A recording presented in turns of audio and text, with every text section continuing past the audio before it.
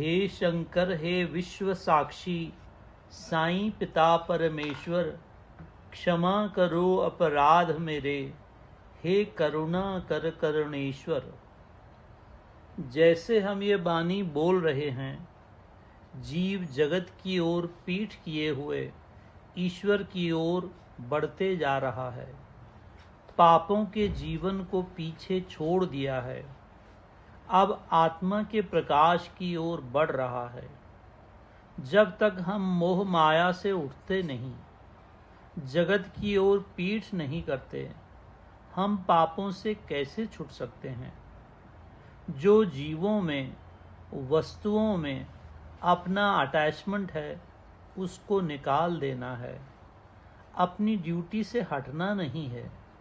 यदि हम अपनी सेवा बराबर नहीं करते तो भगवान को जगत चलाने में बाधा डालते हैं।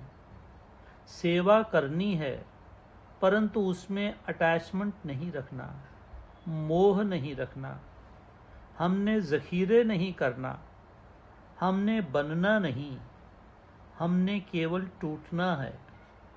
मैं हूँ, ये आत्मा की स्थिति है। सबके अंदर एक ही आत्मा है। जैसे जीव अज्ञान में पड़कर सोचता है, मैं ये हूँ, मैं वो हूँ, लाखपति हूँ, बड़ा आदमी हूँ, दूसरों से अच्छा हूँ, अब अंधेरे में चले गए। आत्मा का स्वरूप प्रकाश है। आत्मा के बिना बाकी सब झूठ है। वासना उठी, मैं कुछ हूँ, वैसे ही अंधकार में चले गए। हम वाहिदत की शराब पीते हैं, वाहिदत का नशा करते हैं, एकता का नशा करते हैं। वो सबसे ऊंचा नशा है। जब हम आत्मा से उठकर शरीर में आए, हम ये हैं, हम वो हैं, अब बुखार चढ़ गया। मैं हूँ आज़ादी की निशानी है। मैं ये हूँ, मैं वो हूँ, तो फिर हाथों में, गले में बेड़ियाँ पड़ी हैं। मैं हूँ के भाव में दिन रात रहना है। मैं हूँ को भूले सो मरे। मैं ये हूँ, मैं वो हूँ, इसका मतलब अब मरे, काल के मुख में चले गए। आत्मा को अनुभव करना मतलब अब काल की पहुंच वहां नहीं है। हमारे दो शरीर हैं, एक फिजिकल बॉडी है, एक स्पिरिचुअल बॉडी। अंदर आत्मिक शरीर है, बाहर हाड़ मांस का शरीर है। ये जो बाहर का शरीर है, इस पर बुखार तेज होते जा रहा है। उधर नीचे आत्मा के शरीर को भी बुखार चढ़ा हुआ है। जितना शरीर का बुखार चढ़ते जा रहा है, उतना आत्मा का बुखार कम होते जा रहा है। कर्म भोगने अत्यंत ज़रूरी हैं। जितना जितना मन, बुद्धि, शरीर कर्मों को भोगता है, उतना उतना आत्मा का ताप कम होते जाता है। ये ताप क्यों है? ये गुनाहों के अंजाम हैं, पापों के फल हैं। गुनाहों भरे जीवन को कैसे शुद्ध किया जाए? पहला, तौबा के आंसुओं से। दूसरा, जिक्र करने से, भगवान का सिमरन करने से। तीसरा, खिदमते खलक से, दूसरों की सेवा करने से। और चौथा, अपने आप को मिटाते रहना, मैं कुछ नहीं हूँ। जो कुछ है सो तू ही है। ये चार रास्ते हैं अपने पापों को धोने के, निर्मल होने के। पांचवां रास्ता भी है मुर्शिद की दया से। गुरु महाराज को दिखा रहे हैं, दया का हाथ दिखा रहे हैं। मुर्शिद की दया के बिना जीव के हाथ कुछ भी नहीं आता है। मुर्शिद की दया से ही सब कुछ बनता है। मुर्शिद की दया के बिना जीव एक तिनका भी नहीं हिला सकता है। जो इस सच्चाई से गिर जाता है वो अल्लाह ताला की नज़रों से गिर जाता है। मुर्शिद की दया पाए बिना ईश्वर की दया नहीं मिलती, क्योंकि वो अल्लाह का नूर है जिसमें सवाली बनकर आया हुआ है। मैं हूँ के भाव में रहते हैं तो हम अमृत पीते हैं, आत्मा के भाव में रहते हैं। जैसे मैं हूँ से अलग होकर ये भास करते हैं, मैं ये हूँ, मैं वो हूँ, मेरा इतना बैंक बैलेंस है, दुनिया में मैं इतना बड़ा हूँ। अब हम जहर पी रहे हैं। जितनी हमारी वासनाएं बढ़ती चली जाती हैं उतनी हमारी जहर भी बढ़ती चली जाती है। मैं हूँ मतलब हम माँ की गोद में रह रहे हैं। मैं ये हूँ, मैं वो हूँ मतलब हम झूठे अहम में आ गए हैं। जब हम ईश्वर अर्पित जीवन में रहते हैं तभी मैं हूँ की स्थिति आती है। मैं हूँ अंदर की जागृति की निशानी है। ईश्वर एक है, एक है, एक है, मैं कुछ भी नहीं हूँ। ये विचारधारा बड़ी ऊंची है। विचार के साथ जब तक भक्ति भाव नहीं आएगा तब तक हमारे अंदर विकास नहीं होगा। विचार के साथ जब भक्ति भाव आ जाता है तो जीव की आनंद की स्थिति हो जाती है। विचारधारा बड़ी ऊंची चीज है, लेकिन विचार के साथ जब भक्ति भाव आ जाता है तब जीव बच्चा बन जाता है। तब तक जीव बड़ा है। अपनी हर लड़ाइयाँ आप लड़नी पड़ती हैं। ज्ञानी पुरुष को आप लड़ना पड़ता है। ज्ञानी पुरुष को आप लड़ना पड़ता है। बच्चे का भाव आ गया तो माँ की गोद में पड़ा है। बच्चे के लिए जब माँ की ममता उठती है, सब कार्य अपने आप सीधे पड़ने शुरू हो जाते हैं। एकता में सदा वास करने से जीव अपने आप निर्मल हो जाता है। जो है सो एक है, ईश्वर है। ईश्वर के बिना कुछ भी नहीं है। गुरा एक देह बुझाई, सबना जिया का एको दाता, सो मैं विसर न जाई। जो एकता का रस पीता है वो अमर हो जाता है। अमृत रस वो ही पीता है जो अपने आप को पूर्ण में मिटा देता है, पूर्ण रूप से मिटा देता है। भगवान को पाने के लिए भक्ति और ज्ञान दोनों की ज़रूरत है। जब तक दोनों नहीं मिलेंगे हम माँ को पा नहीं सकते। भाव से बहुत जल्दी हमारी आत्मा का विकास होता है। बहुत सारे मर्म खुलने शुरू हो जाते हैं। भक्ति और ज्ञान पक्षी के दो पंख हैं। जीवन के इस संघर्ष में हम अपनी लड़ाइयाँ अपनी बल बुद्धि से नहीं लड़ सकते। हमें किसी के सहारे की ज़रूरत है। वो सहारा केवल एक ही जगह से मिल सकता है, केवल ईश्वर से मिल सकता है। वो सहारा लेने की ज़रूरत है। जिसको ईश्वर की रक्षा मिल गई उसको फिर भय रखने की ज़रूरत नहीं।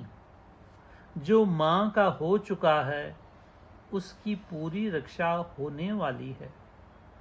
माँ की गोद का रस अमृत पीना, इससे सुंदर और कौन सी साधना हो सकती है। जितना जितना हम अहम उठाते हैं उतना उतना हम दयाहीन होते चले जाते हैं। जब संसार के सब आश्रय टूट जाते हैं तब एक सहारा काम आता है, ईश्वर का। अभागा है वो जीव जिसने एक ईश्वर का आधार छोड़कर संसार का आधार लिया। वो आज नहीं तो कल भयानक चक्रों में पड़ने ही वाला है। जिसने एक मेरे साथ माँ का संबंध जोड़ लिया है उसकी पूर्ण रक्षा होने ही वाली है। जिसने एक मेरे साथ माँ का नाता जोड़ा है, वो माया के साथ संबंध नहीं रख सकता। साधना उसी की सफल होती है जो शुद्ध मन से चलता है। जो अधूरे मन से चलता है, आधा मन दुनिया को देता है, आधा मन भगवान को देता है, वो जन्म मरण की बाजी हार जाता है। कुछ भी कर्म आते रहें, डरो नहीं। ईश्वर अर्पित जीव की सदा रक्षा होती ही है। जिसको एक ईश्वर के नाम का आधार है, आखिरी समय उसको कौन काम आएगा। जिसका आधार सारी उम्र रखोगे, आखिरी समय वो ही तो हमारी मदद को आएंगे।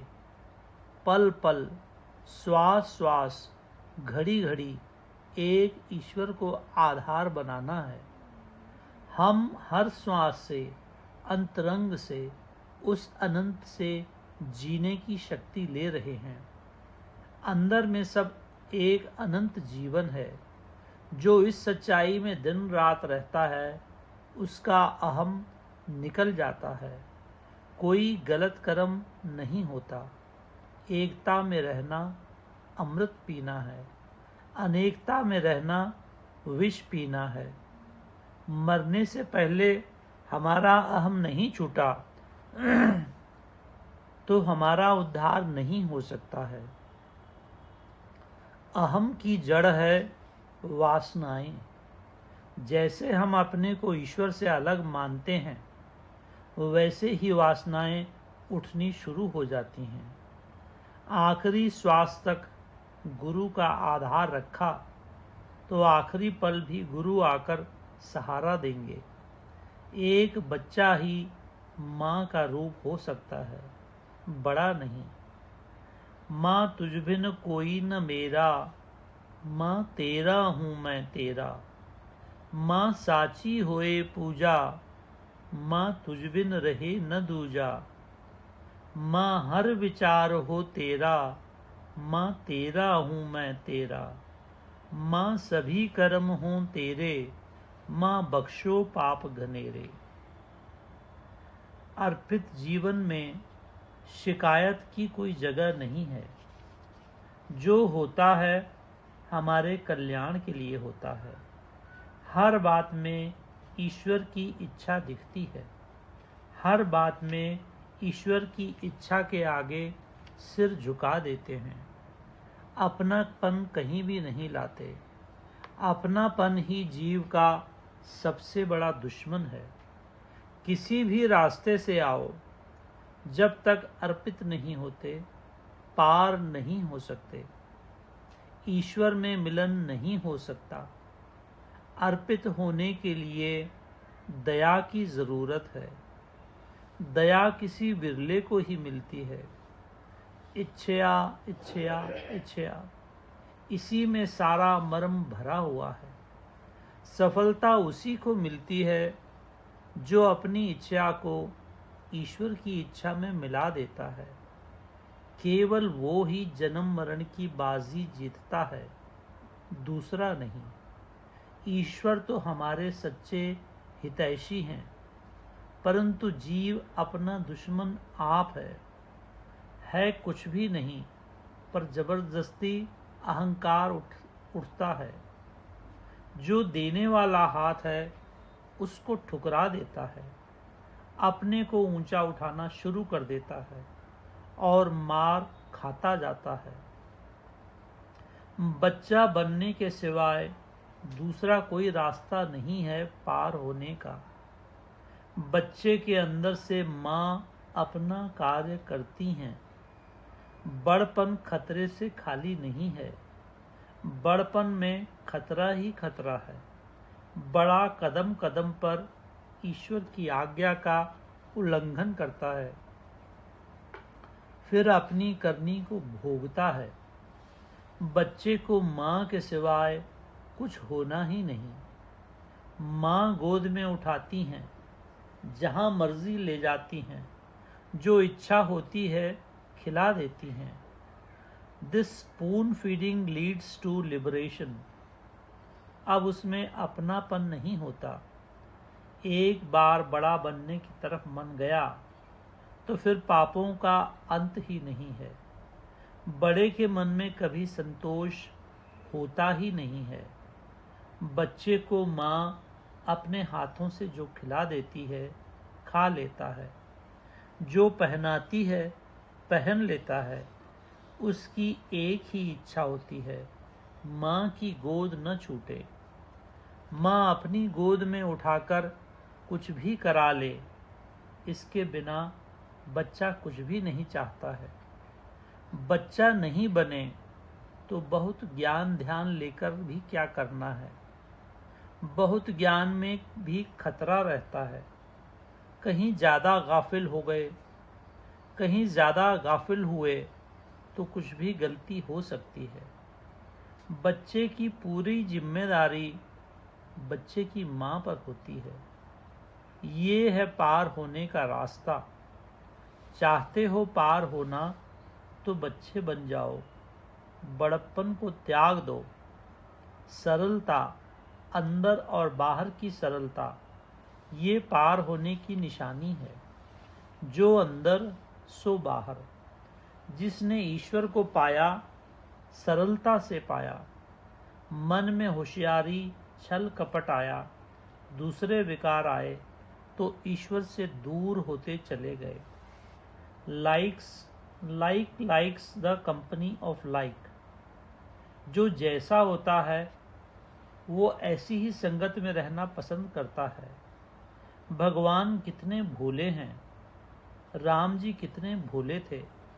भगवान बच्चे के समान हैं, इसीलिए भगवान बच्चों का संग पसंद करते हैं। बड़े उनको अच्छे नहीं लगते हैं। बच्चों के संग रहना ही मुझे पसंद है। बच्चे मुझे बहुत प्रिय हैं। मैं बच्चों को चाहता हूँ।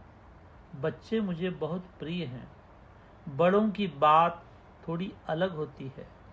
जिस मन में वासनाएं हैं उस मन में सरलता नहीं रह सकती। वासनाओं की पूर्ति के लिए छल कपट लाना ही पड़ता है। छल कपट का प्रयोग करना ही पड़ता है। अपने को मिटा देना है, खत्म कर देना है। अध्यात्म है ही अपने को मिटा देना, बिल्कुल मिट्टी में मिल जाना। जिस माँ की गोद को मरने के बाद पाना है, उसे जीते जी ही मिटकर क्यों नहीं पा लेना। मिटने का मतलब है मिट्टी में मिल जाना, नन्हा बच्चा बन जाना। माँ के बिना कुछ चाहिए नहीं, केवल माँ चाहिए तो माँ मिली हुई है। माँ चाहिए तो पूरन मिल गया, अपूरन की क्या जरूरत है। आश्चर्य इस बात का है कि जीव इस रास्ते को छोड़कर उस रास्ते क्यों जाता है। उस रास्ते तो दुख तकलीफ कष्ट के बिना कुछ भी नहीं है। वासनाएं जैसे उठी, माँ की गोद से अलग हो गए। अर्पित जीवन व्यतीत करो। कर्म बच्चे पर भी आते हैं और बड़े पर भी आते हैं। बड़े पर जोरों से जल्दी जल्दी आते हैं। बच्चे पर जल्दी जल्दी आते हैं लेकिन थोड़े में काट दिए जाते हैं। माँ बच्चे को गोद में लेकर लोरी गा रही हैं। तेरे मेरे दरमियान ये कर्म ही दीवार बनकर खड़े हैं। जैसे ये कर्म पूरे हुए तो तुझे सदा के लिए मेरी गोद मिल जाएगी। इसीलिए मैं ये कर्म जल्दी जल्दी पूरे करवा रही हूँ। कभी भी मुझसे अलग नहीं होना। सच्ची आनंद की स्थिति बन जाएगी। आने दो कर्म, जो कुछ हो रहा है होने दो, डरना नहीं। अविनाशी पद की प्राप्ति बड़ों के लिए नहीं है, बच्चों के लिए है। माँ में मिलन बड़ों के लिए नहीं, बच्चों के लिए है। जो कुछ भी नहीं चाहता उसी को सब कुछ मिलता है। जो कुछ चाहता है उसको कुछ नहीं मिलता। अध्यात्म का ये नियम अटल है। कुछ चाहा तो मरा, एक बार नहीं लाखों बार। आज सर्व जगत को मेरे संदेश की कितनी भारी जरूरत है। कुछ चाहा तो मरा, एक बार नहीं लाखों बार, बारंबार मरते ही चले गया। ये चाहना ही तो जीव को नरक अगन में जलाती है। आया था छुटकारा पाने के लिए, फिर मुड़कर 84 में गिर गया। चाहो तो डूब जाओ, चाहो तो पार हो जाओ, तुम्हारे हाथ में है। इस बानी में अपना जीवन ढाल लोगे तो पार हो जाओगे। एक अंधे ने बाबा के कंधे पर हाथ रखा है। वो बाबा के साथ जा रहा है। बाबा घर ले आए, कहने लगे, मैंने तुझे तेरे घर पहुंचा दिया। तू भटका हुआ था, तुझे दिखता नहीं था। मुझे दया आ गई, तेरे सच्चे घर पहुंचा दिया। अब तुझे भटकने की जरूरत नहीं। जिसने बीच में कंधा छोड़ दिया, वो कुत्ते, बिल्लियां, गाय, भैंस, चूहे की जोनियों में पड़ गए। बड़ी भारी कीमत देनी पड़ती है मिले हुए कंधे को छोड़ देने की। होने दो, जो कुछ होता है उसी में तुम्हारा भला है। मेरे भक्त की हानि कभी नहीं हो सकती। ये मेरे वचन अटल हैं, डरो नहीं। अपने भक्तों का सदा ही रखवारा हूँ। अपने भक्तों की रक्षा नहीं करूँगा तो मेरा भजन कौन करेगा। शाबाश, चलते जाओ। जय मैया।